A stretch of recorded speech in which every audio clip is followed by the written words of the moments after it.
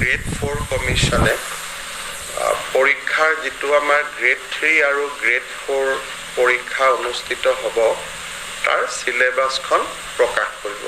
এইবাৰ পৰীক্ষাত এটা নতুন দিশ আমি সংলগ্ন কৰিছো, আগতে পুলিচতো কৰো যে এইবাৰৰ পৰা নিগেটিভ মাৰ্কিংৰ এটা সিস্টেম হ'ব, অৰ্থাৎ ভুল উত্তৰ কৰিলে মাৰ্কিংটো নিগেটিভ হ'ব। এইবাৰৰ যেটো পৰীক্ষা ই অলপ খুব এটা চ্যালেঞ্জিং এক্সাম হ'ব যে পাৰ্টিকুলাৰ এটা সাবজেক্টত 11 লাখ পৰীক্ষাৰ্থী পৰীক্ষা দিব। আমি যেতিয়া মেট্ৰিক পৰীক্ষাও পাতো হাইয়েষ্ট আমাৰ ক্যান্ডিডেট হয় 5 লাখ। 11 লাখ পৰীক্ষাৰ্থীক লৈ পৰীক্ষা পাতাৰ ৰেকৰ্ড ইউপিক বাদ দি কোনো ষ্টেটৰ আজিলৈকে নাই। পৰীক্ষা পতাটো আমাৰ বাবে এটা খুব চ্যালেঞ্জ হ'ব। ডিসি সকলেও চেণ্টাৰ কৰিব পাৰিব নোৱাৰিব, তেওঁলোকেও যথেষ্ট কষ্ট কৰিব লাগিব। যি নহওক আমি আগবাঢ়ি গৈ থাকিম। আমাৰ গ্ৰেড 3 আৰু গ্ৰেড 4 কমিশনে পৰীক্ষাৰ যেটো আমাৰ গ্ৰেড 3 আৰু গ্ৰেড 4 পৰীক্ষা অনুষ্ঠিত হ'ব তাৰ সিলেবাসখন প্ৰকাশ কৰিব।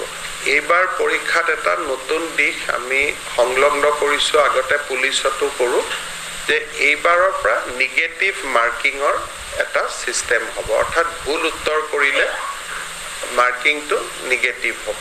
এইবাৰৰ যেটো পৰীক্ষা ই অলপ খুব এটা চ্যালেঞ্জিং এক্সাম হ'ব যে পাৰ্টিকুলাৰ এটা সাবজেক্টত 11 লাখ পৰীক্ষাৰ্থী পৰীক্ষা দিব। আমি যেতিয়া মেট্ৰিক পৰীক্ষাও পাতো হাইয়েষ্ট আমাৰ ক্যান্ডিডেট হয় 5 লাখ। 11 লাখ পৰীক্ষাৰ্থীক লৈ পৰীক্ষা পাতাৰ ৰেকৰ্ড ইউপিক বাদ দি কোনো ষ্টেটৰ আজিলৈকে নাই। পৰীক্ষা পতাটো আমাৰ বাবে এটা খুব চ্যালেঞ্জ হ'ব। ডিসি সকলেও চেণ্টাৰ কৰিব পাৰিব নোৱাৰিব, তেওঁলোকেও যথেষ্ট কষ্ট কৰিব লাগিব।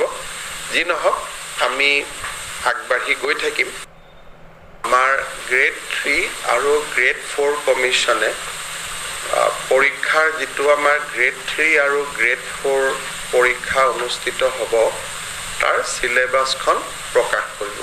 এইবাৰ পৰীক্ষাত এটা নতুন দিশ আমি সংলগ্ন কৰিছো, আগতে পুলিচতো কৰো যে এইবাৰৰ পৰা নিগেটিভ মাৰ্কিংৰ এটা সিস্টেম হ'ব, অৰ্থাৎ ভুল উত্তৰ কৰিলে মাৰ্কিংটো নিগেটিভ হ'ব। এইবাৰৰ যেটো পৰীক্ষা ই অলপ খুব এটা চ্যালেঞ্জিং এক্সাম হ'ব।